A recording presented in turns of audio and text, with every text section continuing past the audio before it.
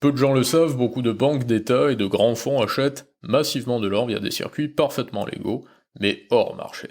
Une tendance qui s'accroît, principalement au Moyen-Orient et en Asie. Il y a beaucoup de deals qui sont menés à Dubaï, par exemple, avec de l'or qui est transporté depuis Hong Kong, et cela rend la mesure de la valeur de l'or forcément plus complexe qu'elle semble l'être au premier abord.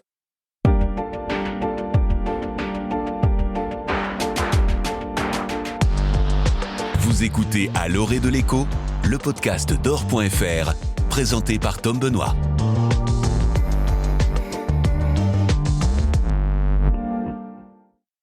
Moins la propriété privée est sacralisée, plus le stockage de la valeur est rendu tendancieux. Partons d'un principe simple, plus les années vont passer, moins les cours officiels, quels qu'ils soient, reflèteront la réalité des marchés, quels qu'ils soient eux aussi. Un marché, qu'est-ce que c'est ? Un point de jonction entre une masse de demandes et d'offres, qui finissent par définir des prix que, en théorie, théoriquement, quiconque ne devrait savoir nier. Tant que les politiques sont raisonnables, tant que les sociétés font sens, tant qu'il y a des pays, tant qu'il y a des nations, tant qu'il y a des blocs, les marchés suivent le rythme. À l'inverse, ce sont des marchés alternatifs, parallèles, disons, qui finissent davantage par réfléchir l'authenticité des prix. Il me serait trop long de détailler ici d'autres paramètres qui seront pourtant cruciaux à l'avenir.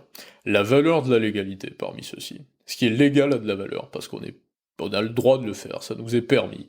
Celui qui détient l'autorité, c'est-à-dire l'État, qui détient le pouvoir par exemple de nous enfermer, de nous condamner, de nous sanctionner, ou donc de nous permettre de faire les choses, nous autorise, nous donne un laissez-passer, et ce laissez-passer, je dirais, suprême, même si ça n'est plus le terme adéquat aujourd'hui avec des États en quelque sorte, mais ce laissez-passer, ce permis suprême, donne une valeur, la valeur de la légalité. Là encore, tant que la légalité était synonyme d'une relative logique, il n'y avait pas d'entrave majeure. Lorsque nombre de règles et de lois deviennent illogiques, apparaît une proportion correspondante de produits et de services qui voient leur valeur officielle fluctuer, mais ceci se fait en fonction de données, puisque c'est illogique, qui sont contraires à la raison, qui sont contraires au bon sens. Si le bon sens existe, moi je pense qu'il existe, alors c'est une valeur, une théorie qui est parfois abstraite pour beaucoup, je pense que la bonne direction et le bon sens existent par ailleurs. Pour notre sujet, l'or, qu'est-ce qui fait réellement sa valeur ? Et pour qui ? Qu'est-ce qui fait, disons, la valeur de marché, la valeur de bon sens de l'or à travers les générations ? À travers les civilisations, à travers les siècles, et même on peut dire les millénaires, est-ce son cours officiel, plutôt ses cours officiels d'ailleurs, ou davantage le fait que tout le monde en demande et en achète, je dis tout le monde, non par familiarité, mais simplement parce qu'il s'agit bien de tout le monde achète de l'or aujourd'hui. Le monde entier achète de l'or, et les différents écosystèmes, les différents petits mondes des différents mondes achètent de l'or, c'est-à-dire le privé, le public, les banques centrales, les entreprises, les particuliers, et à travers le monde occidental ou non.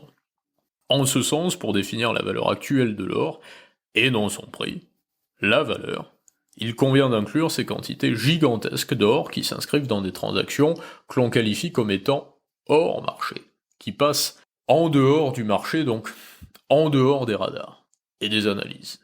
En effet, il y a des transactions officielles qui sont déterminantes pour fixer le cours, lui aussi très officielles, de l'or, celles qui ont lieu sur le COMEX.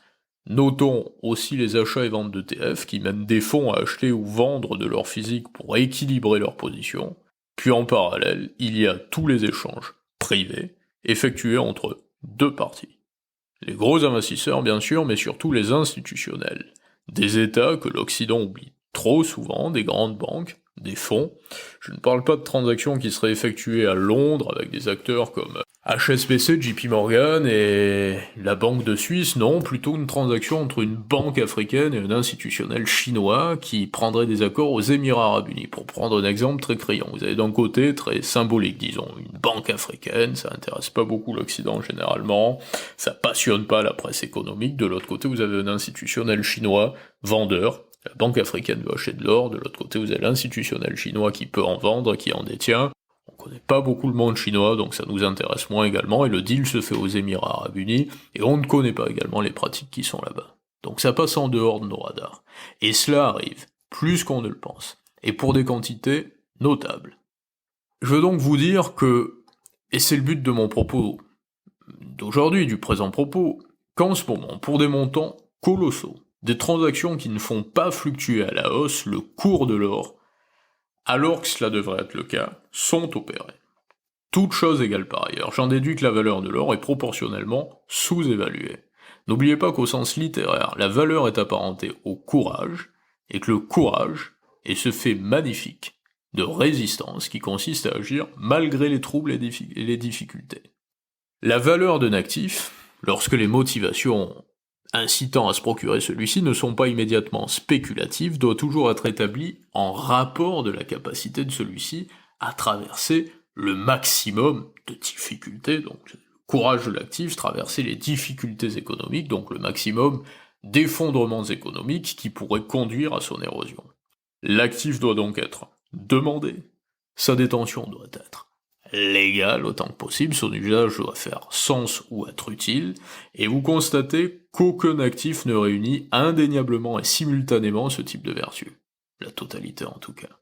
Qui pourrait garantir que détenir de l'or à titre privé ne pourrait pas être rendu illégal dans certains États? Personne. Il est par contre sûr que dans certains cas, de l'or non déclaré peut demeurer en circulation. Alors, mon idée n'est pas d'inciter à enterrer de l'or dans son terrain, plutôt de faire comprendre que, quelles que soient les réglementations, l'or peut être sorti des canaux officiels. Également que sa valeur n'est pas simplement décrétée par des institutions, partant de ce principe-là, et de cette possibilité-là. Si vous avez la possibilité, quelles que soient les décisions officielles, donc les décisions des États, de contourner ces décisions sans vous mettre en danger, finalement, parce qu'il est très simple, quand je dis vous, ça n'est pas un conseil, justement, mais d'un point de vue général, si certains ont la possibilité de sortir leur or du système de comptabilisation officielle, ils le font, et donc ça donne une capacité à l'or, et ça constitue l'un des axes de la valeur de l'or, qui, eux-mêmes, ces axes constituent la valeur de l'or.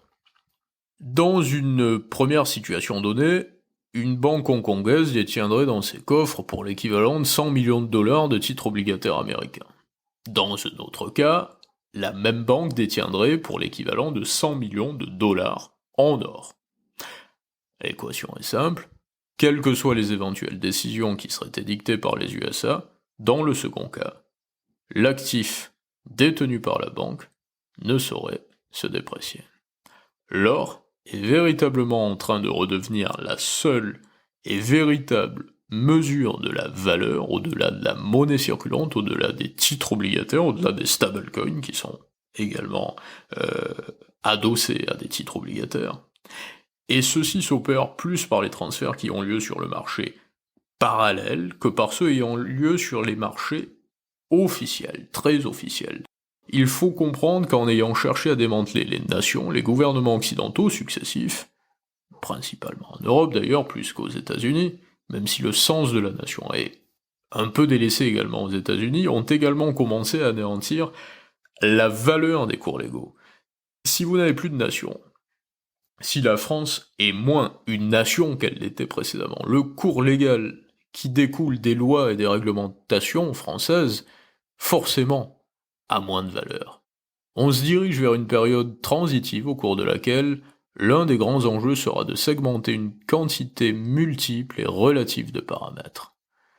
Il y aura encore des valeurs illégitimes, mais légales, d'un côté vous aurez des valeurs logiques, mais illégales, et la difficulté résidera dans la capacité à placer le curseur. Finalement, il ne reste qu'un seul paramètre, celui du bon sens, celui qui fait sens. Regardez par exemple combien les fluctuations boursières, faisant suite à de mauvaises interprétations des marchés, des acteurs du marché, privés, gros acteurs du marché, finissent systématiquement par être compensés. Le réel rattrape tous les marchés, et le seul marché qui vaudra demain, qui restera le seul vrai marché parce que c'est la loi du marché, au-delà de la valeur, sera celui de la demande.